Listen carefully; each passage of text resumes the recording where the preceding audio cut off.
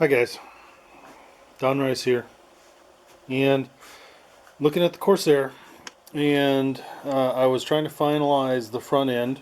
So you saw me make this piece of nose weight.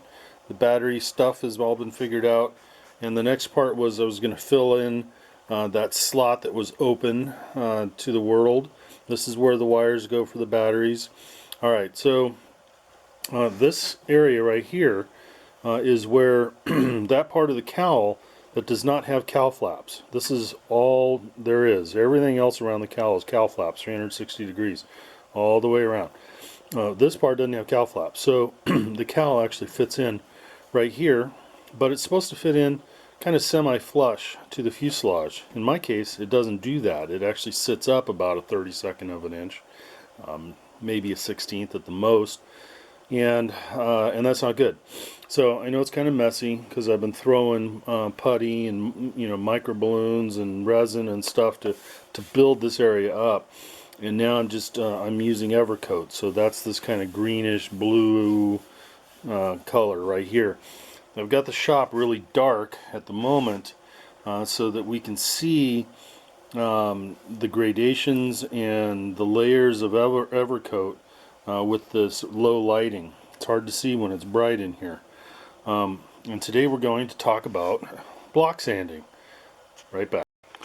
Okay, so the idea here is that I want, the fuselage should meet up with this part of the cowl in a certain way, and it doesn't, because I think that cowl, and this is the part we're talking about right here, I think that the cowl is potentially, maybe ever so slightly larger in diameter than the fuselage, and so it kind of sits above the fuselage right here. It could be that when I mounted the cowl, I mounted it wrong, and it's actually too far, up, as opposed to being perfectly centered on the fuselage. I don't know. Doesn't matter. What I need to do is I need to essentially increase the diameter of the fuselage, or bring up the surface of the fuselage here to meet the cowl in the way that it's supposed to. So the first layer of stuff I put down a bunch of resin and micro balloons, and built up a good bit of it, and you can see some of the brown here, that's the resin and micro balloons, and I've sanded that down, put on a layer or two of Evercoat. This might be the last layer, probably not, but we're going to block sand this out, and I'll show you how I do that. First, we drink coffee. Oh yeah, good stuff at 6 o'clock in the morning. Okay, so that is a permagrit. In this case, I'm using the very rough side, and tungsten carbide permagrit sanding bar, 1 foot version, really does the job. And partially because Evercoat, I love Evercoat. It sands really well. It gets really hard, and it sands and makes really fine dust. It's very predictable. I love this stuff. So what we do in this case, this is an easy thing to block sand because the fuselage is not compound curved, and it's just got one curve this way. So you always lay your block on essentially what is a straight edge. The point of contact right here is a line that runs from here all the way through to here in the sanding block, and so there is 12 inches of contact point here on the sanding block, well, theoretically, except for all the ridges and stuff. And so we're going to sand and move. We're going to keep this parallel to that straight line of contact, and we're going to move diagonally around the fuselage.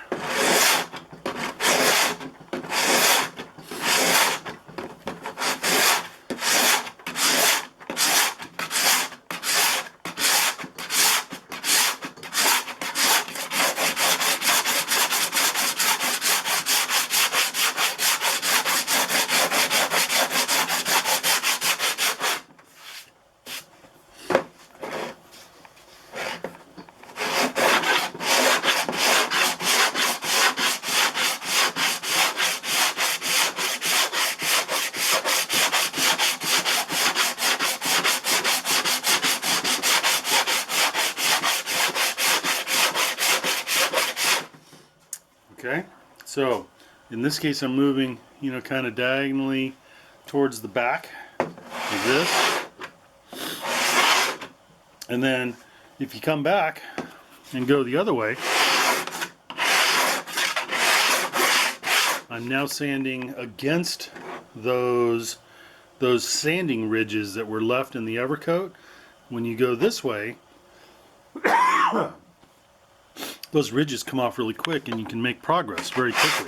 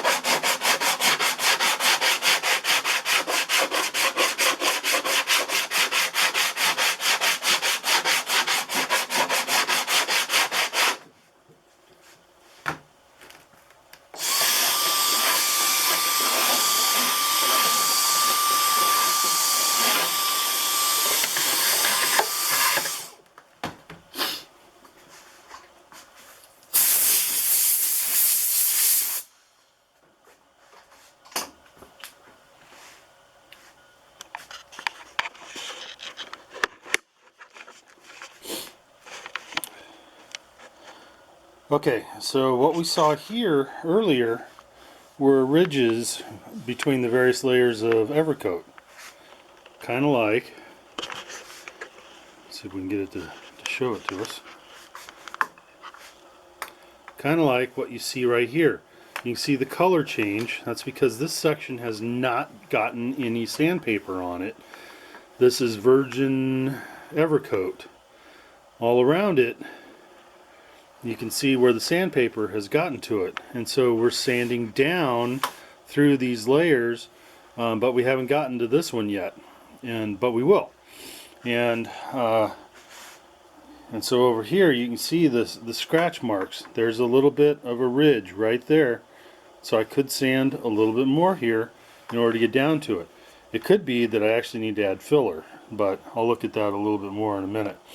So that's how we do the block sanding. We're trying to level out all the different layers and maintain, you know, this should be a perfectly straight, you know, unbroken line. And so all the way back here you can see sunlight under there. That's where I have not added any Evercoat, and I don't intend to. Hopefully once the paint job is on there, nobody will ever see the fact that that is a different diameter than over here. In fact, I know nobody will ever see that. You know, it's just it's gradual, and with paint and everything on there you can't see that, and this will all match up to the cowl much better than it does today. Still work to do. It's all part of the bodywork process, but I wanted to show you how you do. You got to move diagonally across your parallel line, if that makes sense. Diagonally across the parallel line. Yeah. Okay, simple. Later. Alright, so I know that a lot of you guys are used to seeing me use Durablocks, and you're right. I love Durablocks. I do almost all my sanding with Durablocks. So why am I using a Permagrit?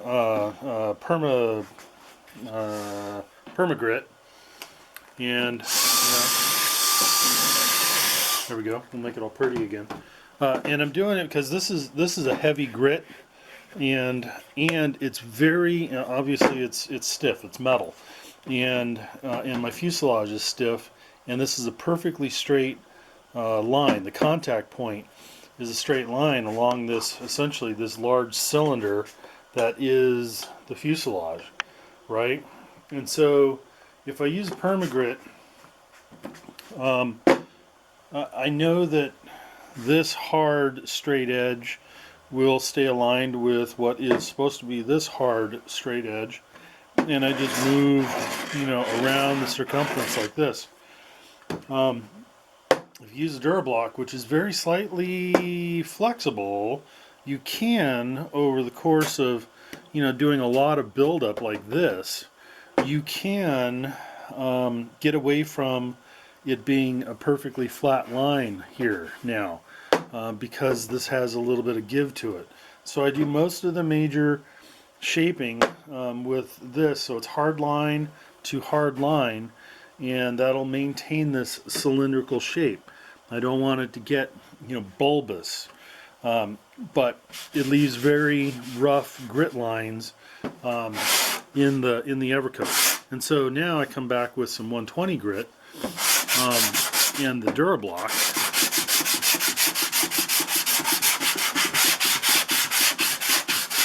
Going in both directions.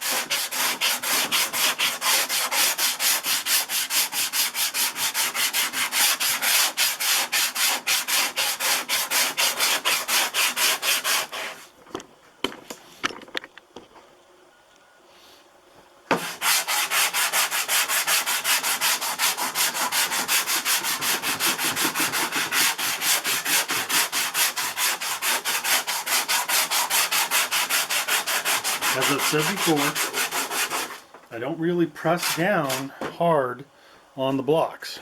I let the sandpaper do the work for me. All I'm doing is moving the sandpaper. There's a little bit of downward force applied, but I'm not trying to force it.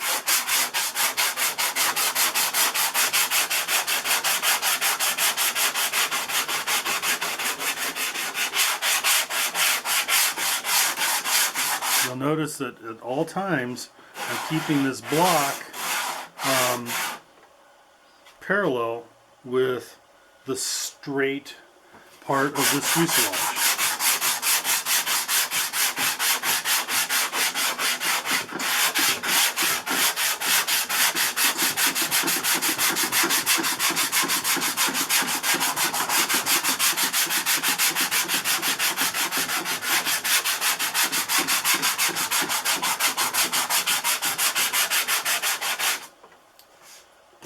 Okay, so I will keep that up. There's a couple areas here where I can see that the sandpaper isn't getting to, so these are low spots. Doubt if you can see them, but they're right here. So I had a little bit more Evercoat in there, and honestly, I won't know what I have until I get some primer. Oops. You really don't know what you have until you get some primer on it. Get it all one shade, one color, and then look at it from various angles. And at that point, you get to see what you really have. So, later.